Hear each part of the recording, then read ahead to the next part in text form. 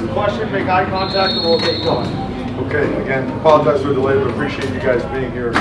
Certainly the locker room, those guys are pretty fired up. You know, this game means a lot to us. It means a lot to our alumni, the fan base, and certainly we always felt they were a very talented team. They've got a lot of really good players, and they were always a play or two away from being really, really good. And anyway, so our guys kept their composure when we started getting in a rut for a little bit there with the offense. The defense played off the charts football again, and I'm sure there's lots of questions. I have all kinds of crazy statistics up here to go over, so I'll just go through the questions. 10 minutes.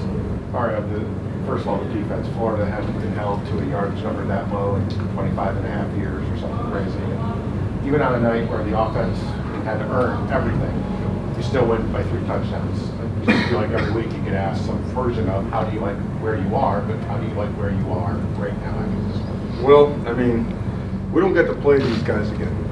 This game should be on the schedule every year.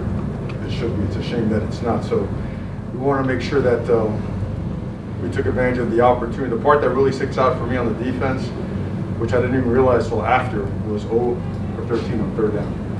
I've never been part of an organization that's held a team to that particular statistic. In the first half, I believe they had 21 plays and 40 plus yards of offense. And we had started offensively really good, but we got in that rut, 5, 6, 7 possessions, only 3 points. So I like our progress. That's the best way to state it.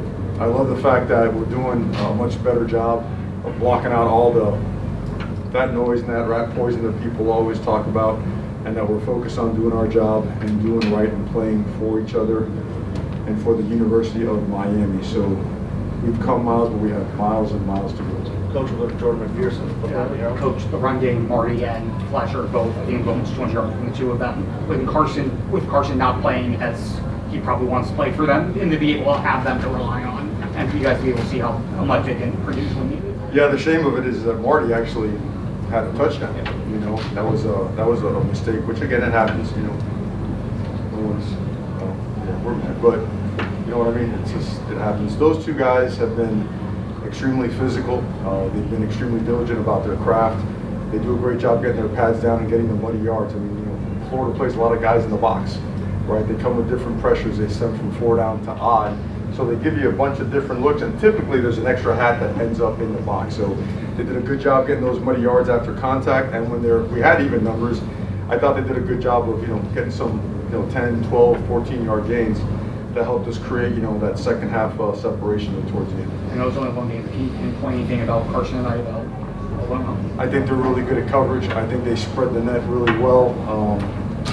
I think their combo coverages, their match coverages, they did a good job, and they've done a good job. You know, they've held. I think they allowed 1 touchdown or 2 in about 3 games or so. So you got to give them credit too. Okay, I'm sure there's, you know, we watched film, we saw the iPad. There's some throws we want to have back, but like anything else, and like anything else Carson has done here, when it doesn't go quite the way he wants it to, he continues to just forge forward. And I got to mention the crowd. That was awesome. We asked for an asylum. They gave us that. And they affect the game. They impact the game. They impact our energy. They impact our players. Certainly impact all of the 100+ recruits that are here today. So a huge shout out to them. You talk about. Excuse me. We're going. People are making eye contact. We're going to go to Adam Lichtenstein for the Sun Sentinel. Yep. Mario, you mentioned the team kind of getting in that rut. You know, second, third quarter. How much of that, you said they got composure? How much of that's player-led? How much of that is coach-led? How do you balance that? Well, that's program. I mean, we had a lot of pre-snap penalties. That's the ultimate killer, right? You get off the schedule, all of a sudden you get a good 4-yard run, and it's 2nd and 11 instead of 2nd and 6. So when you get off, I think we had 6 of them, if I'm not mistaken. That's very uncharacteristic of us. And we've done that now for a couple of weeks, and we will fix that. Those guys have a lot of pride. So, I mean, honestly, it's everybody. Certainly, I don't think anyone in there cares about receiving the credit for it. I think those guys just are so cohesive and do everything so together that they just always find it. And you mentioned those pre-snap penalties, like the weird snap infractions. Did you see what was happening there? Yeah, they're moving. You know, they're stemming, and their move call is pretty pronounced. Now, it is legal. There's no complaining here. I'm not trying to say that anything illegal.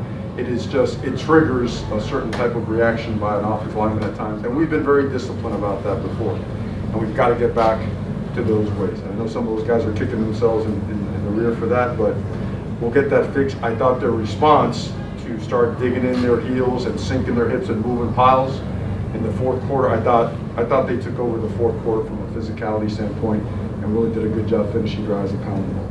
Coach, we'll go to Andrea Adelson from ESPN. Mario, you mentioned this game is going away, and obviously you'd like to see it continue, but how much did you all stress being the team to come out on top, knowing you will have bragging rights, I don't want to say forever, because it may be played again, but how important was it to win? The rivalry itself took care of all the intensity that comes with a rivalry. You know, they got wind that this was the last regular season one scheduled, at least for now. So that adds a lot to it. Yeah, bragging rights forever. You know, we've been able to maintain home victories against them, I believe, since 1977.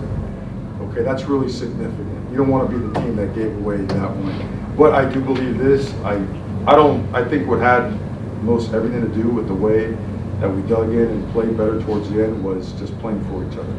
I really believe that. You know, these guys, they understand the importance of the rivalry. There's a lot of bad blood, but there is respect. I thought both sides, they went after each other. It was physical, but you didn't see a lot of, you saw some stuff, but you saw football.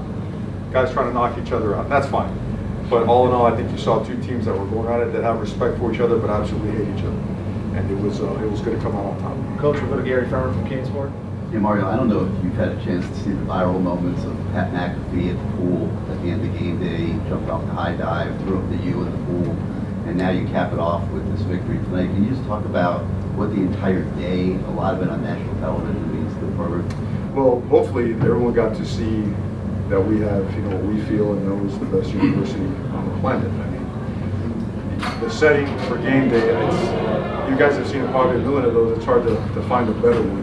The energy that the students brought, the faculty brought, everybody. We got to highlight our president, our chair, the board. We got to highlight so many people, and yeah, I didn't get to see the dive. I mean, my goal was to get there and get back to the hotel and just shut out all the noise. Quite honestly, to go and handle that for our players so they didn't have to, and to make sure that my messaging there was consistent with what we talk about. I didn't want to go there and make all about levity and whatnot, and I know it's an opportunity to do that, but I felt that it was an honor. Thank God for the opportunity that we had that showcase here. But I have no idea if I answered your question. I just really didn't know what you wanted out of it. You'll see. I guess he dove. Was he okay? Coach, we're going to go to Mike The Cuneo. little time I was there, I can tell you, he's awesome. He's completely out of his mind. Coach, go to Mike Cuneo from FLR. Coach, I know a lot of people now start looking ahead to Florida State. You guys come out of this one relatively healthy. I mean, it's tough to tell. I mean, there's some guys that are banged up. Samson went down for a little bit. He's playing great football for us. You don't want to see linemen go down. We had a couple of guys that I thought would be more ready to play today. I know you guys always ask about Jojo and Jordan, and they're better. It was the right call to do what we did, and especially with the bye week coming up. To play the game like this, you got to be full throttle. You got to be at least to a certain percentage. We really thought we could be there the last couple of weeks. We haven't gotten there. But now we have a bye week to do so. But you also have to prepare for a very unique scheme and going through our first road game, which we haven't. We've been home for 4 weeks straight, which has been an unbelievable advantage and opportunity. So we will see tomorrow, but hopefully we're in decent shape. Coach, we've got time for a few more. We're going to go to Doogie Lang. Coach, 2/3 of the way to the state championship, what does it mean to you to win the state of Florida, and how quickly do you turn the page and start thinking about Florida State after a win like this? Pretty quickly, I mean, coaches, by the time you're in the car, you're watching the computer, you're grading the film. For those guys in the locker room, like I told them, they're a special group. They need to be recognized, and probably more than anybody, the scout team needs to be recognized. Those guys get after it, and we push those guys, and you got to run 24 plus successive plays, and there's not a lot of substitution. You got to give a really realistic look to your team, and the reward. What the reward is that, celebrating with your teammates. So we thought it was really important to recognize them. We always find it really important to go around and congratulate everyone in the locker room because everyone had a piece in it, right? From equipment to sports science to nutrition, whatnot, and we are starting to understand the importance of just pushing away all the noise, all the junk, all the, because it's never been a part of it. It will never be a part of it. And when you watch the tape tomorrow, there's a lot of stuff that we need to get better at. And what we want to do requires us, and I want to use that word requires us to get a whole lot better. Coach, the last one, we're going to go to Dave Hyde from the Sun Sentinel. Mario, Don't 13-7. get just used for all the torture you put in the field. In the fourth quarter, you guys had a drive, 10 runs, 3 passes, went down the field. Did you tell the offensive line basically to go take over the game? We tell them that, we tell them that ad nauseum every day of their life. They wanted to. I think Inez Cooper and CeCe Manoa, they had it made up in their minds that this week they were going to, it was going to be important for them to send a message, not verbally, but with their style of play and the way they were going to finish blocks and chase defenders. And they got their opportunity. They wanted their opportunity. And we were having our difficulties on offense, so to be able to lean on them and then lean on their training and their conditioning, I thought that was awesome. How important is it to have 2 running backs as valuable who work together like Marty and Mark do? It's actually important to have 5 on your roster. It really is, because those guys get banged up. Some guys need time to develop. I don't think there's a roster in America that goes into camp with less than 5 scholarship guys or more, but the way those 2 guys work together, they got a lot of size and power. They're both 220 plus, and they work behind their pads, and as the game goes on and wears on, those guys are really hard to tackle. Thank you, Coach. Thanks, Coach. Good to see you, buddy.